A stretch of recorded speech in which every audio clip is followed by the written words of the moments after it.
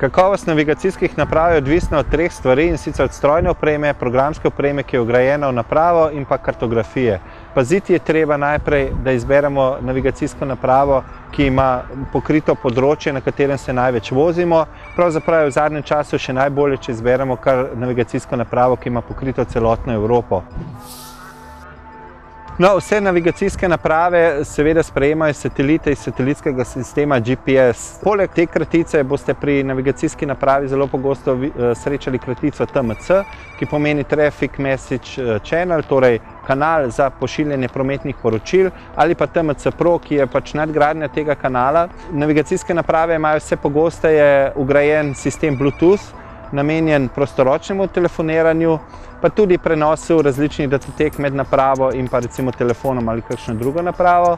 Poleg predvajanja slik in pa celo videa omogočajo seveda tudi predvajanje audio posnetkov, pa v zadnjem času pa je že prišlo na trg nekaj naprav, ki so prave prenosne digitalne televizije.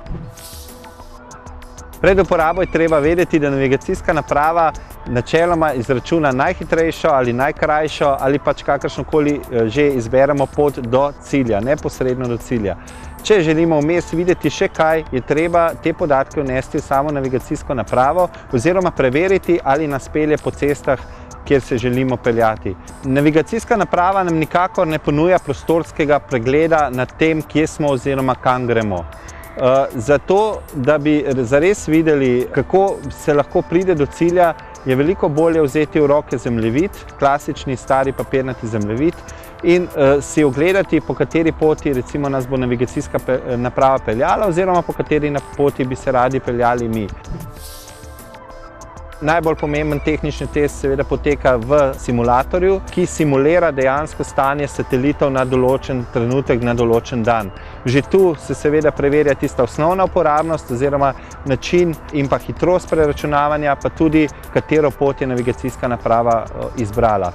Izven laboratorija, izven simulatorja se navigacijsko napravo preveri dejansko, kako uporabnik vnese cilj, koliko korakov je za to potrebnih, kako hitro vse skupaj poteka, kako je vse skupaj odzivno. Skratka, ugotoviti je treba, ali navigacijska naprava naredi tisto, kar si uporabnik od nje predstavlja, torej da je preprosta za uporabo in da vnos cilja ne zahteva preveč časa, recimo da bi bilo treba vsakič vnašati tudi državo, mesto ali kakšen podoben podatek.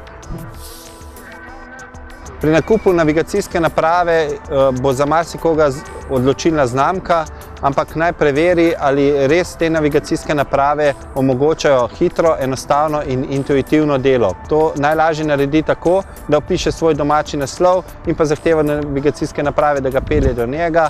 Videl bo na eni strani, kako hitro se vnašajo ti podatki, ki so potrebni pri vsakdanjem delu z navigacijsko napravo, na drugi strani pa tudi, kako hitro navigacijska naprava izračuna pot.